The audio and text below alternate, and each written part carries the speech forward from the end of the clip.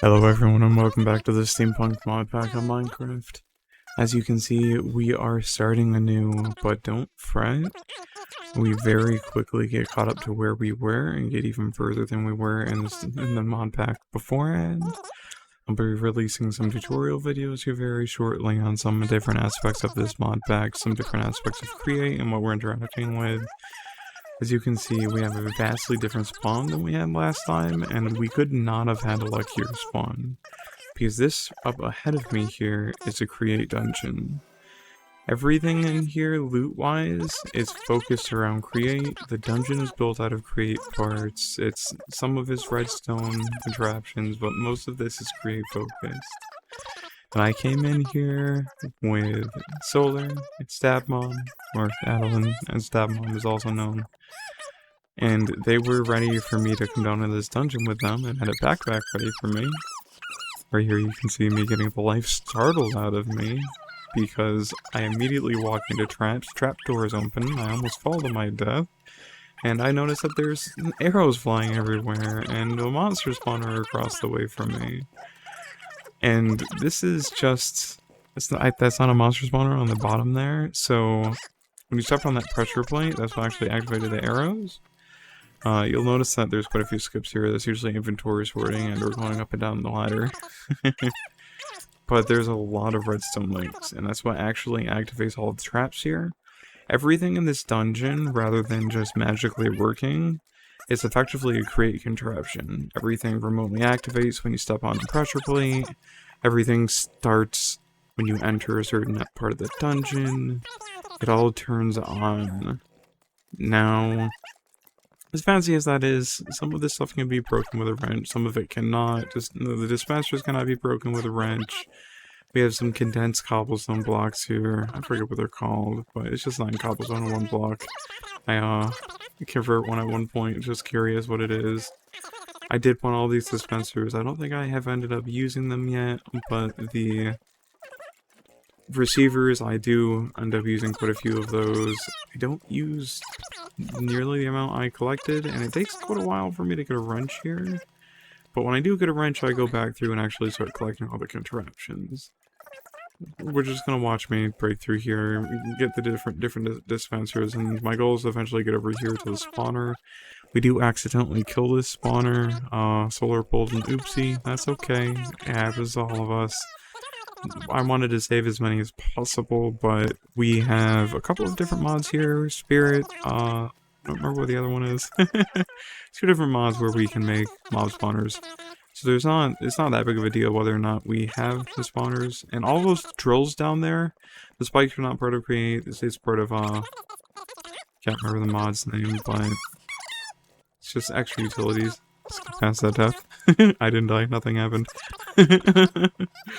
But as you can see, there's working trolls down there, and all these floors are trapped in some way and powered in some way by Create with water wheels.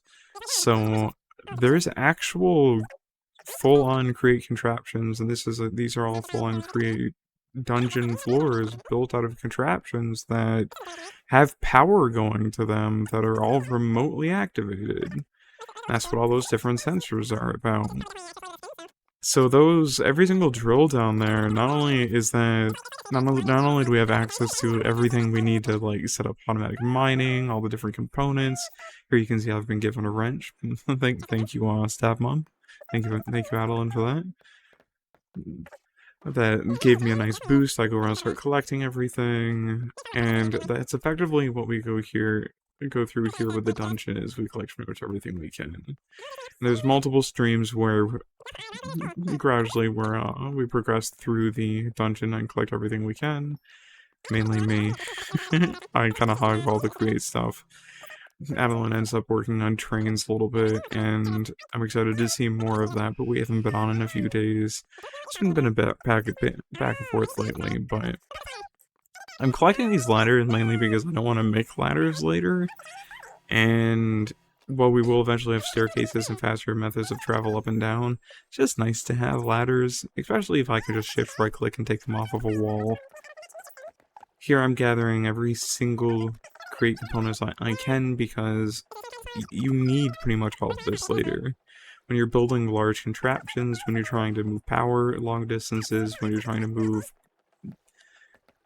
fluids long distances, when you're filling up a lot of tanks, when you're getting your storage set up, just all the different things you're doing, you eventually need to use the majority of this. So any gears I can get, any blocks I can get, even levers and different components, I will take everything.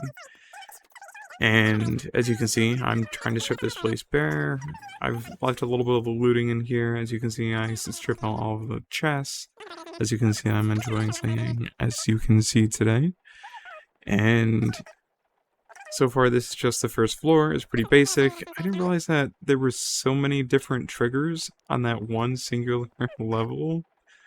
But what I just dug down in there leads to the next floor. There's another floor below us.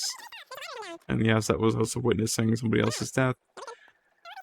I think those bamboo traps are from supplementaries. The ones that have different things added to them do not stack for some reason, even if they're the same type of bamboo trap.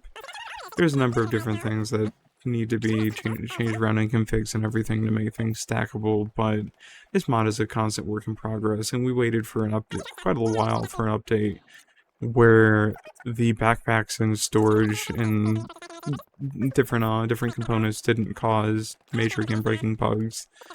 We even had people in our last playthrough lose stuff in the void of the world, so there's still a problem, by the way. You gotta be careful where you die. Occasionally your death stuff will not spawn in the perfect location, but most of that is updated and fixed. And most of the reason why I'm breaking the bamboo spikes is so that I can get to everything that's under it and safely break all of that, but we accidentally right-click torches all the time. It's pretty much lets you set a torch marker to help you navigate, but whenever I see them right-clicked, I unright-click them as long as they're in a place where they don't really belong. And I do skip over a lot of it, but that entire floor, all of these, I'll show you a little bit of it while I'm gathering it.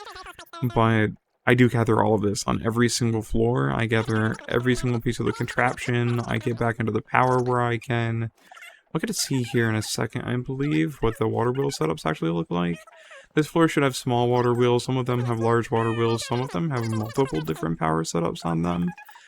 And a lot of this is, the redstone mechanism you can see in here, that is, part that is simply just to trigger things that were outside. This is where the signals were sent out to enable different traps and stuff to turn on. You can see the clock set up behind there, being pushed back and forth to trigger the redstone on and off on both sides. And that's effectively how that entire setup goes. And with the create wrench, you can pick up redstone components, so I do end up going back through most of those, picking up all the redstone and components that I can, and after a certain point, we end up with stacks and stacks of pretty much everything we can need to transfer power. And I don't use shafts a whole lot, I don't use cogwheels a whole lot. Later on, we end up with what we need actually, can't remember what the component's name is called. We will bring it up again in a future video, but with what lets you actually set the power on the rotational force coming out of something wheel-wise, so it needs precision mechanisms, whatever it's called. I don't have it all memorized, and I'm pretty tired right now. That's not entirely the focus of this video. I don't know what I'm doing here. We need an easier way down. I built over here thinking there would be something fancy. There wasn't. I made that bridge for no particular reason. A lot of this I watered around lost, so we ended up cutting a decent bit out. And if I need to cut more while I'm actually recording my voice, I'll cut it and either mention it or just continue talking like nothing happened. There's plenty of cuts as it is, but we don't need to worry about it. That's the only reindeer that I end up seeing for a very long time, by the way. We have a, our first crate machine set up there for making plates already, so that's actually pretty nice. I believe this is my first time setting my spawn in this location. I didn't realize there was a bed upstairs. That actually functions. It goes up and down. I ended up putting one on the other side, actually. I think I jumped to my death there. That's what the respawn was about. May have missed that part, yeah. I showed myself gathering my stuff. I fell to my death. I do end up gathering all of that because I actually need the pulleys to build different elevators and stuff later. Then I gather all the fans so that we can get our washing system set up and our cooking system set up. I end up getting a basic kelp farm set up. I don't expand on it. There's really no need to expand on it. This is the last floor we actually end up clearing, I believe. And I died here more times than I would like to admit.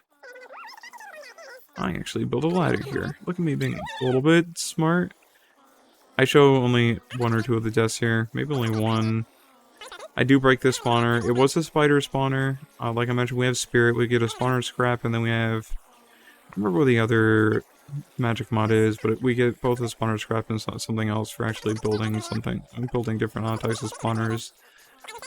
And this zombie horde apparently was unrelated to the spawners. They just kind of spawned in here. There were only 2 cave spider spawners. I don't believe that was a zombie spawner I broke. I could be mistaken, but regardless of that, they don't have any particular drops that we want. The spawner that had the drops that we want, which is grave metal related, it was the spawner upstairs that was accidentally broken, and I actually end up finding a spawner to replace that one later. And then we have our cave spider spawner that we actually still have saved.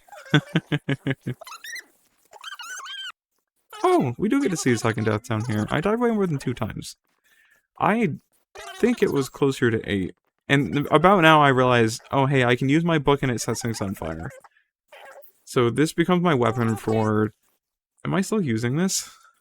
I think I've gone through the nether and everything and I still use this as my primary weapon. I've tried different weapons, but nothing seems to work on some of the bosses I've run into from Calamity Mod and everything, so I need to figure out what I actually need to make weapon-wise to hit things, unless it might just be me needing power enchantments and stuff. Sharpness enchantments.